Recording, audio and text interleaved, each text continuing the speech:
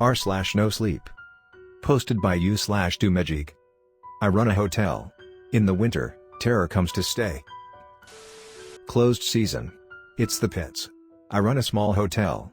I used to run it with my wife, but she left me because of her drinking. She did not go far. I see her in the local bar, sometimes sitting alone hunched over a bottle, sometimes with her arm around a stranger. It hurts seeing her like that, but there is nothing I can do. Believe me, I tried. Now all I can do is try and keep busy and not think. Busy is easy during the summer. This is a tourist town.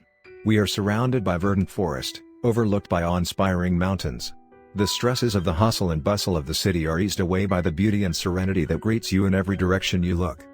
There are thousands of visitors here over the summer, and I am always fully booked and run off my feet. Come autumn though, and the flow of tourists slows to a trickle. The first bite of cold wind swirling through the streets encourages any left to pack up and leave.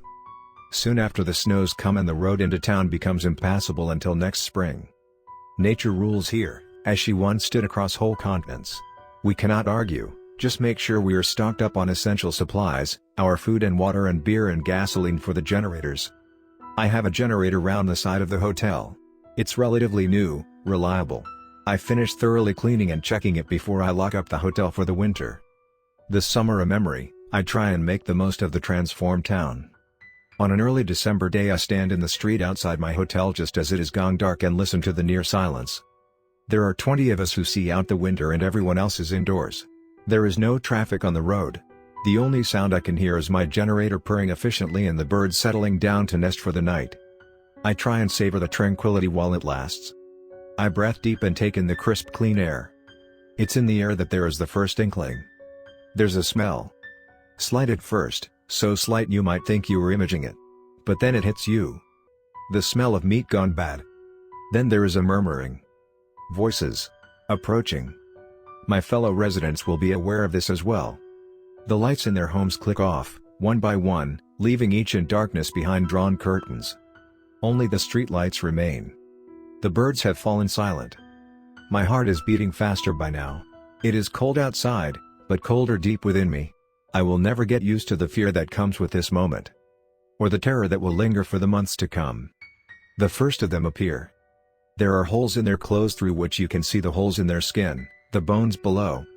There is an urgency to their shuffling gait, and soon they are congregating around the streetlights, their faces turned up to them, their hands reaching out. I step silently as I can back into the hotel and extinguish the lights inside. I walk along now dark corridors and swing open the doors to the largest room in the hotel, go inside and flick a switch. I did not close the front door of the hotel behind me, and within minutes I can smell them, hear their murmuring. I make my way to the far end of the room, wait by the smaller door there, holding it open, ready to flee. They file in, begin to fill the room until there are 100 or more, all crammed in. They stand gazing upwards, hands raised, in a kind of reverie. Some sway, some jerk and twitch. The object of their attention, the thing that has drawn them here, the disco ball in the center of the ballroom ceiling.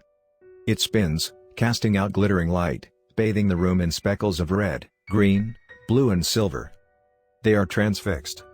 I make my exit, hurry up to the second floor, which I have once again converted for the winter months into a compound. I have supplies, chemical toilets, doors reinforced with steel and bolted firm. They come every winter and they stay. As long as the generator keeps going and the disco ball keeps spinning. Why do we put up with it? Why do we stay? Speaking for myself, for my wife. For the hope that she will come back to me. And because in early March a day will come when I can see the snow melting. I will crack open my window and feel the fresh air on my face. I will hear the birds singing again. It's then I know it's safe to leave my second floor compound. I walk down through the hotel. There's usually a little damage. Scrape marks on the walls, these can be painted over. Cracked window panes, easy to replace. I head into the ballroom, look through the open doors. The disco ball is still. The generator has run out of fuel. And the room is empty. They have left us, until next winter. I go get my long broom and begin to sweep the ballroom floor. I sweep it all up and put it in a holdall. When in the next few weeks I'll drive down to the neighboring town and, after I have loaded up on fresh supplies for preparing for the first guests of the year, I will pay a visit to the pawn shop and empty out my holdall and cash in my findings. The dented coins, the rings, pendants, bracelets, gold teeth. The things they left behind as an offering in return for a winter of sparkling light. The next story of this video. Posted by u/Ozaru1. You won't last 10 minutes playing this game.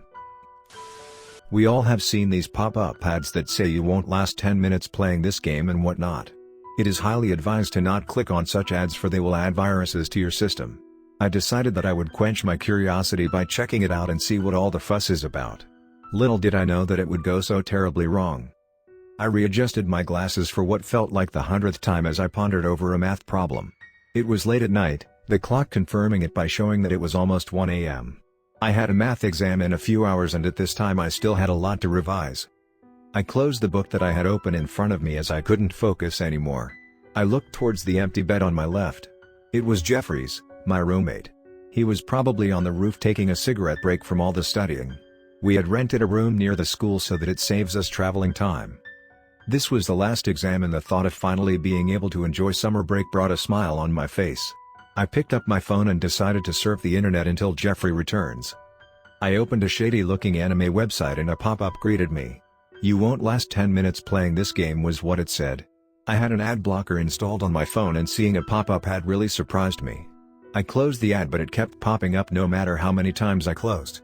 Frustrated, I simply closed the website and decided to watch some videos. A video titled "Two Men Build a Pool in the Middle of a Jungle" caught my attention, and I opened it. I expected to see those poorly made game ads to play up before the video starts, but no. It was the same ad as before. You won't last 10 minutes playing this game. I was now getting annoyed by that ad, so decided to check it out once and for all. I clicked on the ad and it directed me to a blank web page with a giant play button in the center. The name of the game was on the top, stating that it was called Finding Simon. Next to the button was an image of a blonde guy wearing a blue sweater who I assumed was Simon.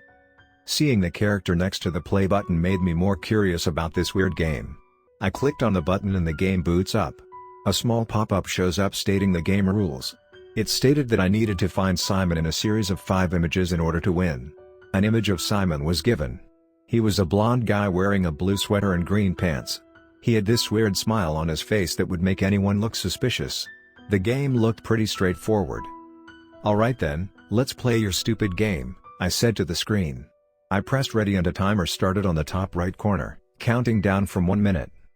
This was a super easy one. It was as if the game wanted me to find Simon. There were only a few people in this image, and Simon was standing, in plain sight, next to a guy selling ice cream. Upon clicking Simon, a next button showed on the screen. I clicked on it and the second image loaded up. This was identical to the previous one, with exception of having twice as many people and obstacles. The timer started and it was for about 4 minutes. For some reason the difficulty went up through the roof. I could not find Simon at all for 3 minutes straight. It wasn't until the time was almost up that I saw his head poking out from one of the corners. Something wasn't right. Simon's eyes were bloodshot and he was staring directly at the ice cream man. He still had his weird smile on his face. I clicked on him just as the timer was about to finish and a next button showed up. I clicked on it, feeling a bit creeped out by his sudden transformation. Once again, the same image loaded up as the previous. This time Simon was back again, clearly visible. He was now standing next to the ice cream man, but this time Simon was holding a knife in his hand. I clicked on him and then the next button, now completely sure that something was off about this game. The image loads up and the true horror started. Simon was now stabbing the ice cream man from behind. All the people in this image were running away from him with fear on their faces. I quickly clicked on him and went to the next and final image. What I saw made me want to throw up. All the people in this image were dead. The entire ground was covered in blood, and in the center of the carnage stood Simon, with his ever-present smile. I clicked on him just to finish off this horrific game, but a next button shows up. I clearly remembered that the rules at the start stated that there would only be 5 images, but the next button stated otherwise. I clicked on it and another image loads up. It was the same as the previous, with everyone dead on the ground, but there was no Simon in this image. The timer at the top right had also disappeared. I quickly shut off my phone and threw it away from me. Sweat now coated my forehead. I just wanted to relax after an intense study session, and this just made matters worse. I rested my head on my pillow trying to relax myself, but then I heard a knock on the door. I looked towards the door in shock, completely unable to move.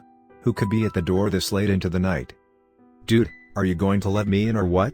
asked a familiar voice. It was Jeffrey. Hearing his voice made me relax up. I was totally going crazy after playing that weird game. I got up and unlocked the door for him. Jeffrey is standing in the doorway, holding his throat. Blood was spraying out from a large cut on his throat. Jeffrey fell to the ground, his mouth desperately trying to form words but no sound was coming out. He was constantly looking to his left but there was no one in the hallway. I couldn't understand how this had happened. Jeffrey just told me to open the door a few seconds ago and now he was on the verge of death. I tried to help stop the bleeding but the cut was too big. I quickly picked up my phone to call an ambulance. Just as I was about to type in the number, I heard footsteps. I turned around. A man was standing there with a knife in his hand. Under the low light I could see that he was wearing a blue sweater and green pants. His blonde hair illuminated by the hallway light. It was Simon, from the game I was just playing, wearing his ever-present smile. He quickly walked up to me and slashed his knife at my neck. I was completely caught off guard by these turn of events and fell to the ground holding my throat. The pain was intense. I tried to call out for help but no voice came out. I was losing a lot of blood and my eyes were starting to get heavy. The clock on the wall in front of me caught my attention. The time showed 1:10 a.m., exactly 10 minutes had passed since I started the game.